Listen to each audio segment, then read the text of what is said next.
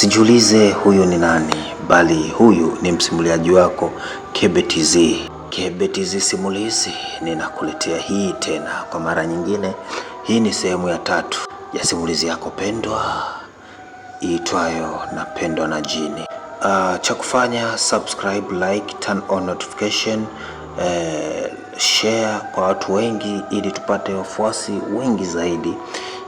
Pia comment nini tuongeze, nini tupunguze, na kama kuna mapungufu yote comment. Na pia ukitaka pia kutupa ushauri zaidi kabisa utatucheki kwa njia ya WhatsApp 0773543838.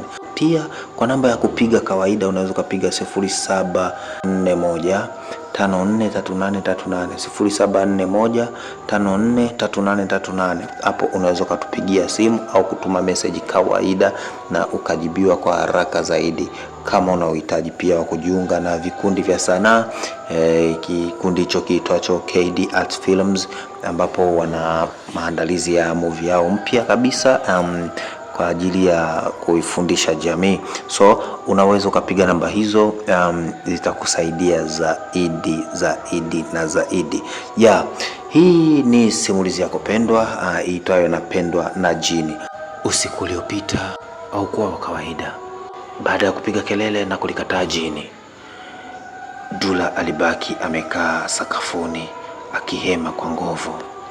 Mwili wake ulitetemeka, lakini kitu kilichokuwa tofauti sasa, aliposhika kifua chake alihisi alama mpya ikiwa bado inawaka kwa joto la ajabu. Hii ina maana gani? Alijiuliza kwa hofu. Ghafla kichwa kilianza kuuma vibaya mno. Ndani ya mawazo yake sauti ilirudi tena, lakini safari hii haikuwa mbali, ilikuwa karibu sana. Unapinga bure, tayari uko nusu yangu.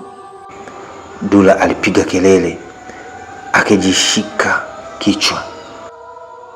Hapana, ondoka kichwani mwangu. Lakini sauti ilicheka. Dula alipoamka alijikuta yupo nje ya nyumba yake, amekaa chini kwenye mchanga. Hakumbuki alitokaje ndani. Alishtuka. Mimi nilitoka lini?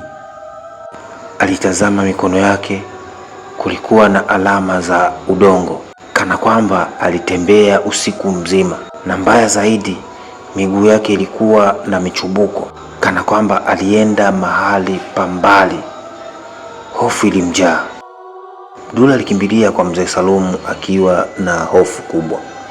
Alipofika, mzee alimtazama kwa muda mrefu, kisha akasema, imeanza. Dula alitetemeka. Imeanza lini? Mzee alisimama pole pole, akachukua fimbo yake. Sasa si tu linakutembelea, linaanza kukutumia. Maneno haya yalimuumiza Dula kama kisu. Kunitumia kivipi? Mzee alimsogelea na kushika kifua chake pale alama ilipo. Ghafla alirudisha mkono wake kama aliyeguswa na moto. Alama imefunguka sasa, linaweza kuingia ndani yako muda wote. Dula alihisi dunia inazunguka. Naweza kujiokoa? Aliuliza kwa sauti dhaifu. Mzee Salumu alikaa chini akavuta pumzi ndefu. Tutajaribu, lakini lazima uwe na nguvu ya moyo. Usikubali hisia zake. Mzee Salumu alimpa Dula vitu vitatu: kikombe cha maji yaliyosomewa, hirizi ndogo ya shingoni, na maneno ya kusema usiku, akianza kuhisi uwepo wa jini. Usiku wa leo litajaribu kukuingia kabisa, lazima ulipinge, alisema. Dula alikubali, lakini moyo ulihisi kama ana vita isiyowezekana.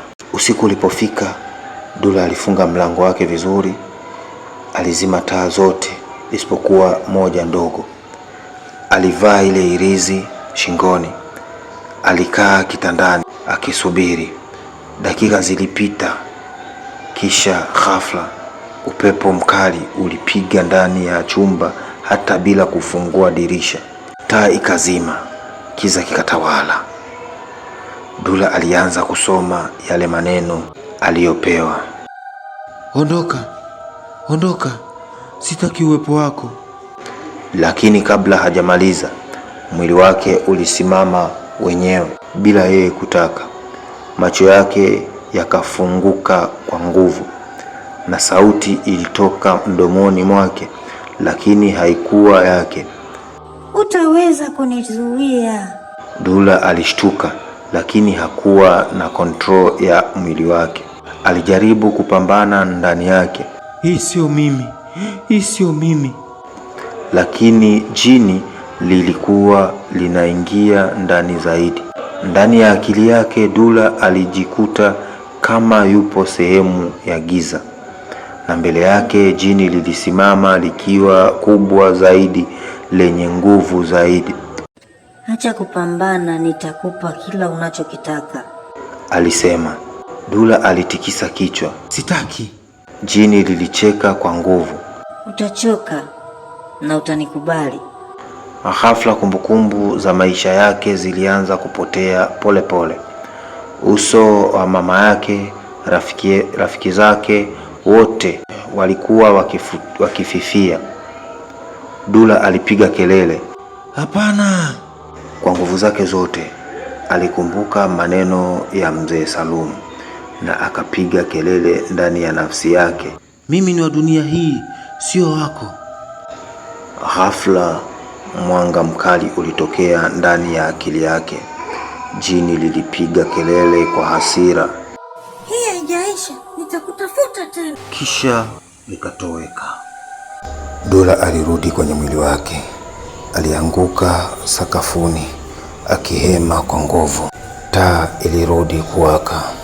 Chumba kilikuwa kimya tena, lakini hirizi aliyokuwa amepewa ilikuwa imeungua kabisa. Ile alama ya kifuani ilikuwa bado ipo, lakini sasa ilikuwa imepanuka zaidi.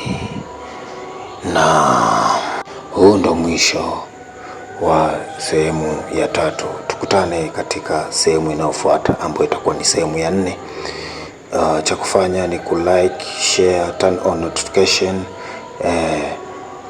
comment ili tuweze kupata ushauri zaidi. Na kwa wale wanaotaka kujiunga na kikundi cha uigizaji KD Art Films, wote mnakaribishwa kupitia namba 0773543838 na 0741543838. Unaweza kuwasiliana na mkurugenzi wa KD Art Films. Pia unaweza kujiunga mara moja kupitia KD Art Films. Wote mnakaribishwa kujiunga, ni bure, hakuhitaji kiasi chochote. Kinachohitajika ni kipaji chako tu.